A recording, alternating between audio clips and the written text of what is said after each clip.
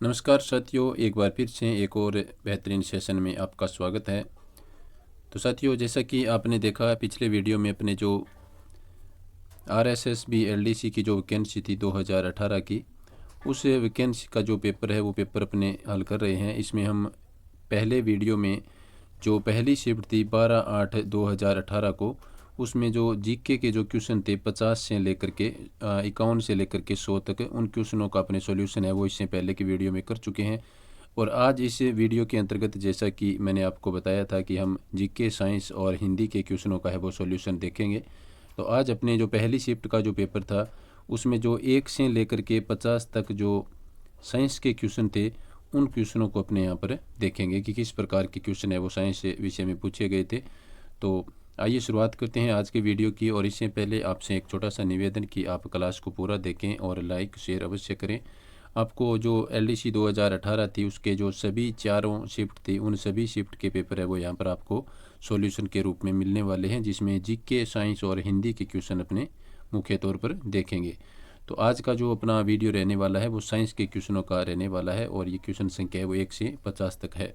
तो आइए शुरुआत करते हैं आज की वीडियो की और देखते हैं साइंस का पहला क्वेश्चन, पहली शिफ्ट 2018 LDC, जो कि बोर्ड ने ही आयोजित करवाई थी। उससे पहले ये वैकेंसी है वो RPSC के द्वारा आयोजित करवाई जाती थी।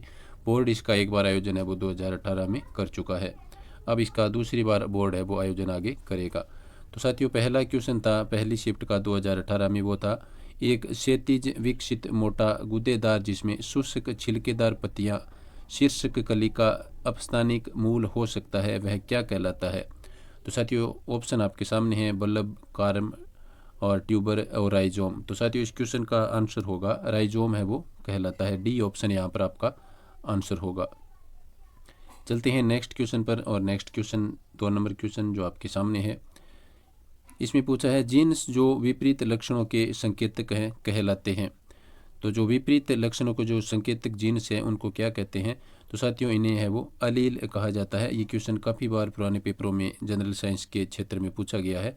तो जो विपरीत लक्षणों के जीन्स हैं उनको अलील कहा जाता है। ए ऑप्शन यहाँ पर आपका आंसर होगा। नेक्स्ट क्वेश्चन देखिए, तीसरा क्वेश्चन, मानव जाति में लिंग निर्धारण किस विधि पर आधारित है। तो ऑप्शन आपके सामने है साथियों। इसमें जो आपका आंसर होगा वो होगा XX और XY, इससे है वो अपने मानव जाति में लिंग का निर्धारण होता है। XX होते हैं और उसके साथ यदि XX मिलते हैं तो लड़की, और XX के साथ में यदि XY मिलते हैं तो उसमें लड़का पैदा होता है। तो ये इसके लिए है वो C ऑप्शन आपका आंसर होगा। नेक्स्ट क्वेश्चन देखिए साथियों, चौथा क्वेश्चन आपके सामने है, एक खाद्य श्रृंखला सर्वदा प्रारंभ होती है। तो खाद्य श्रृंखला है वो कहाँ से प्रारंभ होती है। तो साथियों, इस क्वेश्चन का आंसर होगा जो खाद्य श्रृंखला है वो सर्वदा यानी हमेशा प्रकाश संश्लेषण की क्रिया से प्रारंभ होती है। तो यहाँ पर आपका जो C ऑप्शन है वो आंसर होगा। एक खाद्य श्रृंखला हमेशा प्रकाश संश्लेषण की प्रक्रिया से प्रारंभ होती है। नेक्स्ट देखिए, 5 नंबर क्वेश्चन आपके सामने है, RH रोग के क्या लक्षण है। तो साथियों, RH रोग के क्या लक्षण है ये आपको बताना है। तो इसमें है तेज हृदय गति, ऊर्जा की कमी, बड़ा पेट और ये सभी। तो साथियों, इसका जो आंसर होगा वो होगा ये सभी है वो RH रोग के लक्षण है। तो इसमें डी ऑप्शन आपका आंसर हो जाएगा। चलते हैं अपने नेक्स्ट क्वेश्चन पर, छठा क्वेश्चन। और छठा क्वेश्चन है वो आपके सामने है।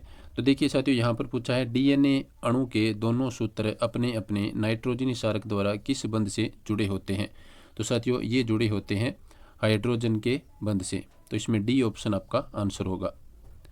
छठे क्वेश्चन का डी ऑप्शन आपका आंसर होगा। चलते हैं अपने नेक्स्ट क्वेश्चन पर। और 7वां क्वेश्चन जो कि आपके सामने है, विज्ञान की किस शाखा के अंतर्गत पर्यावरण का अध्ययन किया जाता है। तो साथियों, जो विज्ञान की शाखा जिसके अंतर्गत पर्यावरण का अध्ययन किया जाता है वो शाखा है, इसमें आपका बी ऑप्शन आंसर होगा। पारिस्थितिकी के अंतर्गत है वो विज्ञान में पर्यावरण का अध्ययन किया जाता है। तो बी ऑप्शन यहाँ पर आपका आंसर रहेगा। नेक्स्ट देखिए साथियों, 8वां क्वेश्चन जो आपके सामने है, शरीर में लाल रुधिर कणिकाओं की कमी को कहते हैं।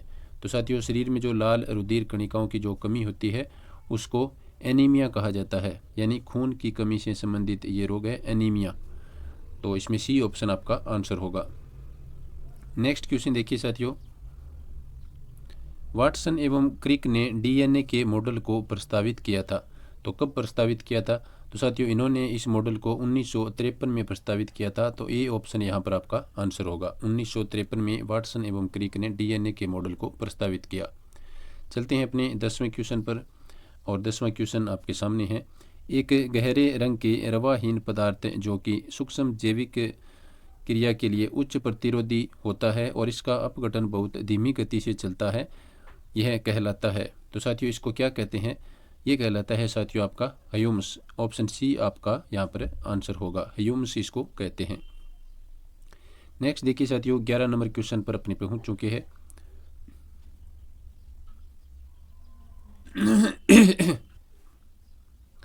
11 नंबर क्वेश्चन देखिए साथियों, जीएमओ क्या है? यानी जीएमओ को आपको बताना है यहाँ पर कि ये क्या है। तो साथियों इसमें जो जीएमओ है वो होता है आपका आनुवांशिक रूपांतरित जीव होता है जीएमओ। इसमें देखिए सी ऑप्शन यहाँ पर आपका आंसर है, आनुवांशिक रूपांतरित जीव यानी जेनेटिकली मॉडिफाइड ऑर्गेनिज्म, इसको कहते हैं जीएमओ को। इसमें जो फुल फॉर्म आप ऊपर इंग्लिश के जो शब्द दिए गए उसमें देख सकते हैं। चलते हैं अपने नेक्स्ट क्वेश्चन पर। नेक्स्ट क्वेश्चन देखिए साथियों, निम्न में से कौन सा रोग जीवाणु द्वारा होता है? तो साथियों जो जीवाणु द्वारा होने वाला रोग है जो इन ऑप्शन में दिया गया है वो है साथियों यहाँ पर ऑप्शन सी, टाइफाइड है, वो जीवाणुओं के द्वारा होता है। और यहाँ से लगभग हर क्वेश्चन जो साइंस का जो क्षेत्र है सामान्य विज्ञान में, यहाँ से क्वेश्चन है वो लगभग पूछा जाता है। मेरे कहने का मतलब कि जीवाणुओं के द्वारा जो रोग हैं वो उनको, और एक और है इसमें जो वायरस के द्वारा फैलने वाले लोग हैं, जो रोग हैं उनके आप अच्छी तरह से याद करें। चलते हैं नेक्स्ट क्वेश्चन पर, और नेक्स्ट है अपना 13वां क्वेश्चन, निम्न में से किस हार्मोन की कमी से मधुमेह रोग है वो होता है? तो साथियों इस क्वेश्चन का आंसर होगा इंसुलिन की कमी के चलते है वो मधुमेह यानी मोटापे का जो रोग होता है, जिसको अपने बोलते हैं डायबिटीज इंग्लिश में, तो वो है वो इंसुलिन की कमी के चलते होता है। नेक्स्ट क्वेश्चन देखिए साथियों, अपने 14 नंबर क्वेश्चन पर पहुंच चुके हैं। किसके द्वारा अधिकतम सूर्य ऊर्जा ग्रहण की जाती है? तो साथियों जो ऑप्शन आपके सामने है, घास, वृक्ष, शैवाल और जंतु। तो इनमें से साथियों शैवाल के द्वारा सर्वाधिक सूर्य ऊर्जा है वो ग्रहण की जाती है, यानी सूर्य की जो ऊर्जा है उसका सर्वाधिक अवशोषण है वो शैवाल करते हैं। नेक्स्ट क्वेश्चन देखिए साथियों 15 नंबर क्वेश्चन, निम्न में से कौन सा भौतिक परिवर्तन का उदाहरण है? कागज का फटना, पेड़ को काटना, जल का बर्फ बनना और दिए गए सभी विकल्प। तो साथियों यहाँ पर जो आपका आंसर होगा ये सभी के सभी है वो भौतिक परिवर्तन के उदाहरण है, यानी इनमें है वो कोई भी रासायनिक परिवर्तन नहीं है। कागज का फटना है, पेड़ को काटना है और जल का बर्फ बनना है, तो ये सारे के सारे भौतिक परिवर्तन के उदाहरण हैं। तो साथियों आपसे एक बार फिर से छोटा सा निवेदन कि आप क्लास को पूरा देखें और लाइक और शेयर अवश्य करें। आपको सभी जो चारों शिफ्ट हैं उनके पेपर यहाँ पर खास करके जीके, विज्ञान और हिंदी के प्रश्न यहाँ पर आपको मिलेंगे। तो नेक्स्ट देखिए साथियों, स्टार्च आयोडाइड पत्थर का उपयोग किया जाता है। तो साथियों इस पत्थर का जो उपयोग किया जाता है वो किया जाता है किसी ऑक्सीकारक के अभिज्ञान के लिए। ए ऑप्शन यहाँ पर आपका आंसर होगा, स्टार्च आयोडाइड पत्थर का उपयोग किसी ऑक्सीकारक के अभिज्ञान के लिए किया जाता है। चलते हैं अपने नेक्स्ट क्वेश्चन पर, और नेक्स्ट क्वेश्चन आपके सामने है, चूने के पानी में CO2 प्रवाहित करने पर चूने का पानी हो जाता है, कैसा हो जाता है? दूध या चांदी के रंग का, चमकीला या सुनहरा पीला। तो साथियों ये जो चूने का पानी है ये दूध या रंग का हो जाता है। ए ऑप्शन यहाँ पर आपका आंसर होगा। नेक्स्ट क्वेश्चन देखिए साथियों, नेक्स्ट क्वेश्चन है अपना, जब रासायनिक अभिक्रिया में उत्प्रेरक प्रयुक्त किया जाता है तब क्या होता है? उत्पाद की मात्रा प्रभावित होती है, सक्रियण ऊर्जा प्रभावित होती है, या फिर सबस्ट्रेट की मात्रा प्रभावित होती है, या अभिक्रिया की तापीय धारिता प्रभावित होती है। तो साथियों इस क्वेश्चन का आंसर होगा सक्रियण ऊर्जा प्रभावित होती है, ऑप्शन बी है वो इसका आंसर हो जाएगा। जब रासायनिक अभिक्रिया में उत्प्रेरक प्रयुक्त किया जाता है तो सक्रियण की ऊर्जा प्रभावित होती है। नेक्स्ट क्वेश्चन पर अपने चलते हैं, 19 नंबर क्वेश्चन पर अपने पहुंच चुके हैं। तो निम्नलिखित में से किस प्रक्रिया के दौरान हेबर प्रक्रिया में अमोनिया और लोह की सतह के बीच बंध है वो कमजोर पड़ता एवं टूटता है?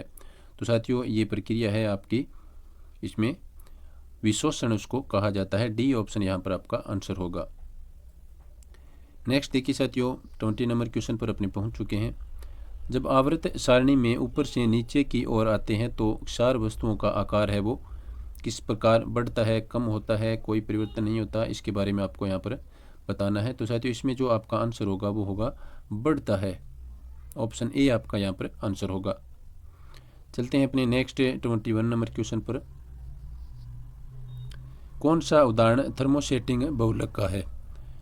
तो साथियों आपको बताना है कि जो थर्मोसेटिंग बहुलक का जो उदाहरण है वो यहाँ पर आपको बताना है। तो इसमें जो आपका आंसर होगा वो होगा साथियों बेकेलाइट है, वो थर्मोसेटिंग बहुलक का उदाहरण है, ऑप्शन सी।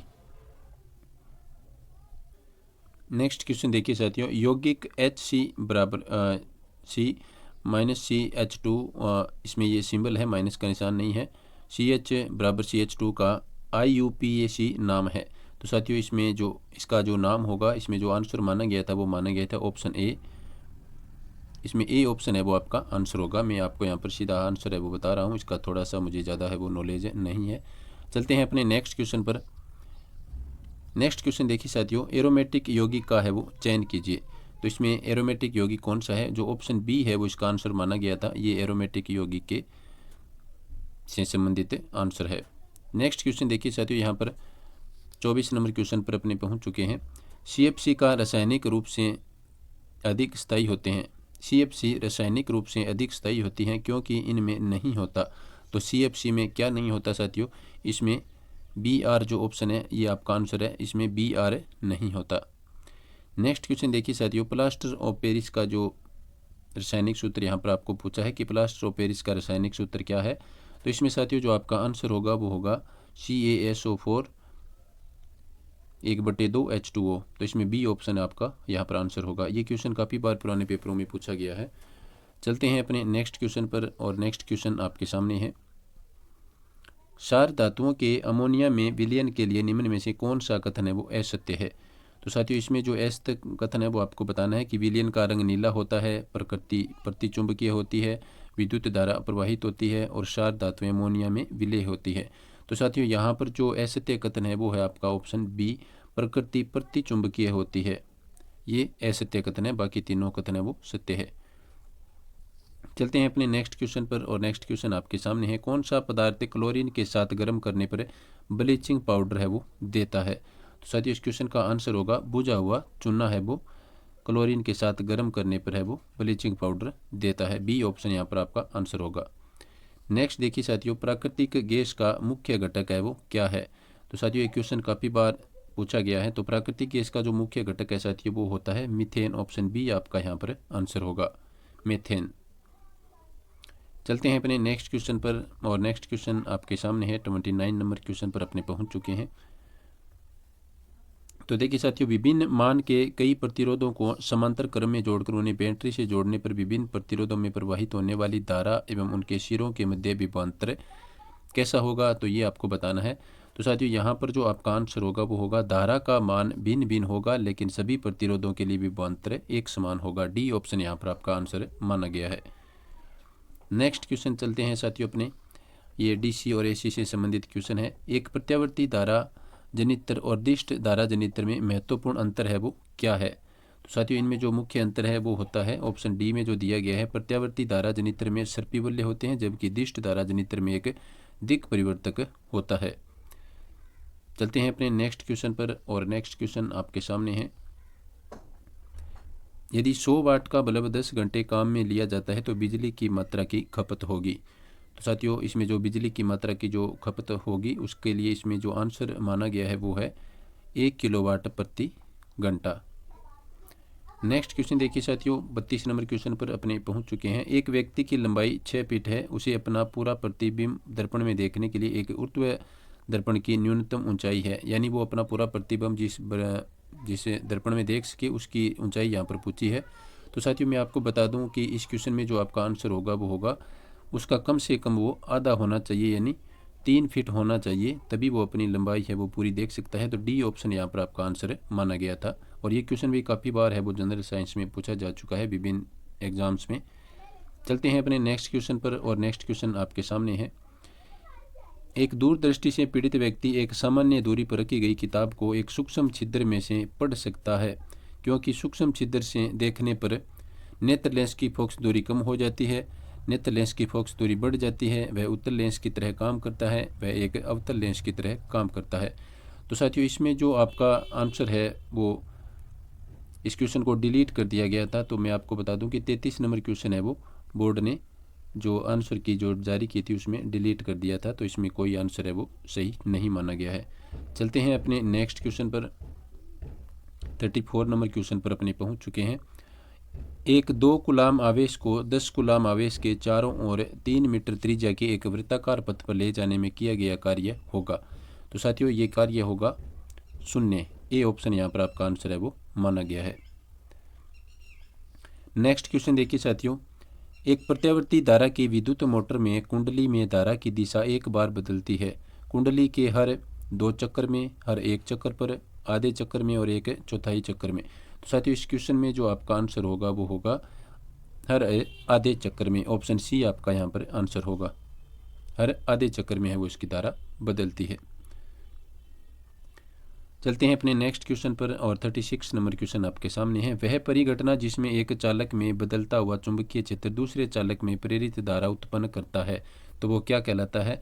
तो साथियों वो कहलाता है आपका विद्युत चुंबकीय प्रेरण। ऑप्शन डी यहाँ पर आपका आंसर होगा। विद्युत चुंबकीय प्रेरण उसको कहते हैं।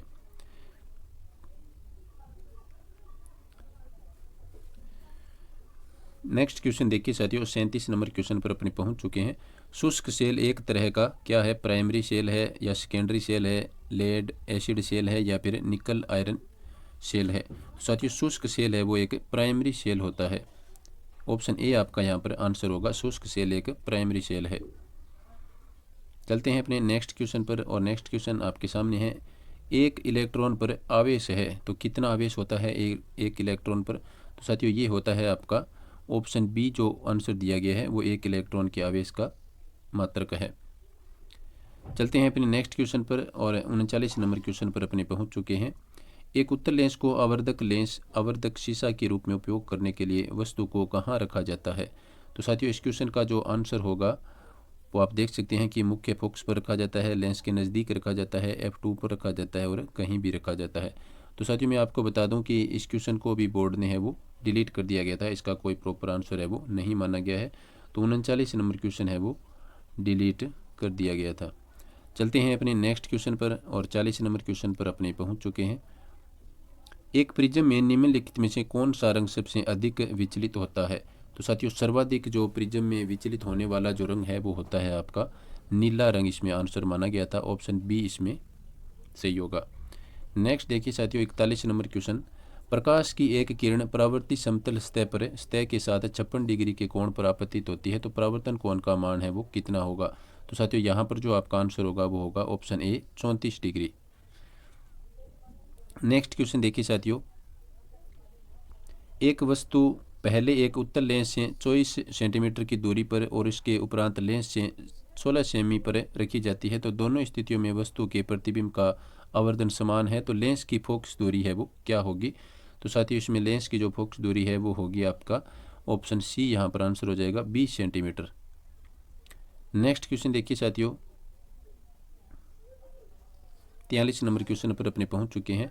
पोर्ट को कॉम पोर्ट के नाम से भी जाना जाता है तो इसमें देखिए साथियों जो सीरियल पोर्ट है उसको कॉम पोर्ट के नाम से भी जाना जाता है तो इसमें बी ऑप्शन आपका आंसर होगा। ये कंप्यूटर से संबंधित क्वेश्चन है।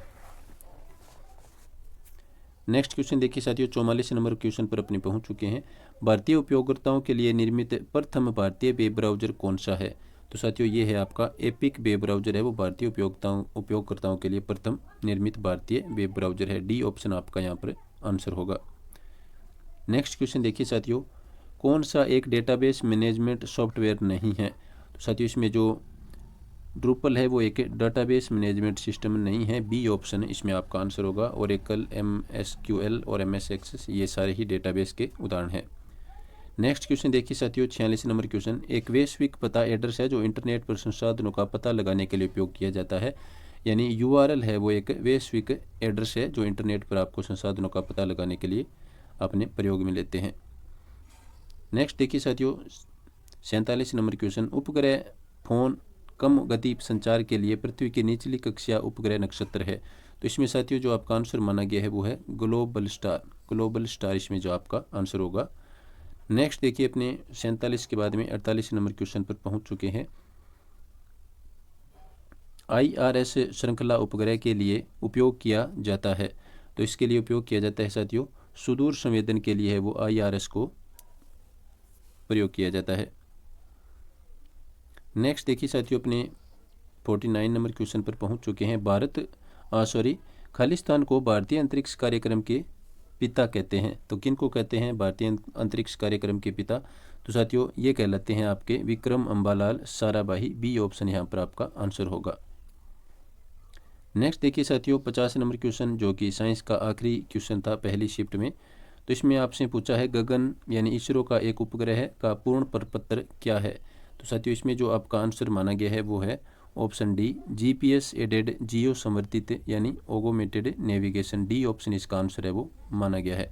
तो साथियों ये थे आपके जो पहली शिफ्ट थी LDC 2018 में साइंस के क्वेश्चनों की। तो इस प्रकार के क्वेश्चन है वो पूछे गए थे। इसके बाद में अपने जो नेक्स्ट जो वीडियो रहने वाला है वो हिंदी विषय से संबंधित रहेगा। जो पहली शिफ्ट में हिंदी विषय के किस प्रकार के क्वेश्चन है वो पूछे गए थे और हिंदी और इंग्लिश है वो इसमें दूसरे पेपर के अंतर्गत आती है। तो नेक्स्ट अपना वीडियो है वो रहने वाला है हिंदी विषय के 75 क्वेश्चन पर। तो बहुत जल्द आपको वो वीडियो मिलने वाला है। तो आप इस क्लास को लाइक और शेयर अवश्य करें और जिन्होंने चैनल को सब्सक्राइब नहीं किया वो चैनल को सब्सक्राइब कर लें। वीडियो देखने के लिए सभी साथियों का धन्यवाद। नमस्कार।